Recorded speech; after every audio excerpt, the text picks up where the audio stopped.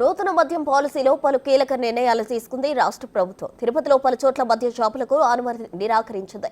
ప్రస్తుతం శ్రీవారి లడ్డు వివాదం నడుస్తున్న తరుణంలో తిరుమలలో కొన్ని ప్రాంతాలకు వైన్ షాపులు మినహాయించారు. తిరుపతి రైల్వే స్టేషన్ నుంచి అలిపిరి వరకు మద్యం దుకాణాల ఏర్పాటుకు అనుమతి ఇవ్వలేదు. ఇక బస్టాండ్, లీలా మహల్ సర్కిల్, నంది సర్కిల్, విష్ణు నివాసం, శ్రీనివాస ప్రాంతంలో మద్యం దుకాణాలు ఏర్పాటుకు వీల్లేదు. ప్రభుత్వం అక్కడ మద్యం దుకాణాలు ఏర్పాటుకు అనుమతించలేదు. ప్రస్తుతం తిరుపతి లడ్డు వివాదం నేపథ్యంలో భక్తుల రద్దీ ఉన్న ప్రాంతాల్లో మద్యం దుకాణాలు కేటాయిస్తే విమర్శలు చెలరేగే అవకాశం ఉంది. అందుకే ప్రత్యేక జాగ్రత్తలు తీసుకుంటున్నట్లు తెలుస్తుంది.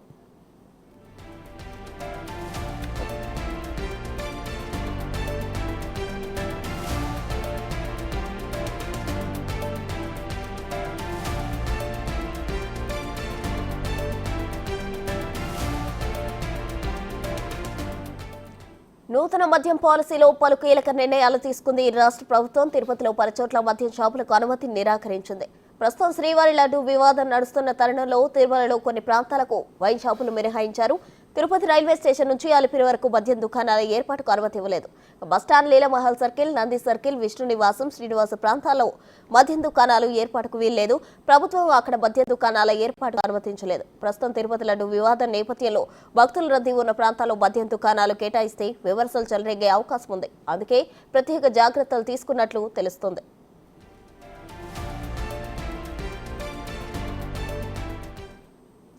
తిరుపతిలో పలు చోట్ల మద్యం షాపులకు అనుమతి నిరాకరించింది ప్రభుత్వం. దీనికి సంబంధించి మరిన్ని వివరాలు మా ప్రతినిధి శివ అందిస్తారు. శివ, మొత్తం మీద చూసుకుంటే ఆంధ్రప్రదేశ్ లో నూతన మద్యం పాలసీలు విడుదల చేసింది ప్రభుత్వం. ఇప్పటికే నిన్నటి నుంచి రాష్ట్ర వ్యాప్తంగా కూడా అప్లికేషన్ల స్వీకరణ ప్రారంభమైంది. అయితే దీంట్లో 10 నగరాలని ప్రత్యేకంగా కూడా షాపింగ్ మాల్స్ ఏర్పాటు చేయాలని చెప్పి మద్యం పాలసీకి సంబంధించిన ఖరారు చేసే విధి విధానాల్లో పొందుపరిచారు. దాంతో పాటుగా తిరుపతికి సంబంధించి కూడా శ్రీనివాసం, శ్రీవారి కాంప్లెక్స్, అలాగే RTC bus stand, railway station, Alipiri మార్గం మధ్యలో చుట్టుపక్కల అంటే 4 వైపులా 8 కిలోమీటర్ల పరిధిలో ఎక్కడ కూడా మద్యం షాపులు ఏర్పాటు చేయొద్దంటూ, మద్యం షాపుల ఏర్పాటుకు అనుమతి నిరాకరిస్తూ ప్రభుత్వం ఉత్తర్వులో పేర్కొంది. ప్రధానంగా ఏదైతే దేవాలయాలు, మసీదులు, చర్చిల సమీపంలో మద్యం షాపులు అనుమతించకూడదని చెప్పి ప్రభుత్వం నిర్ణయం తీసుకుంది. దానిలో భాగంగానే తిరుపతి దేవస్థానానికి వెళ్లే దారులు అంటే Tirupati RTC bus stand, railway station నుంచి అలిపిరి మార్గం వైపు కూడా ఎక్కడా కూడా మద్యం షాపులకి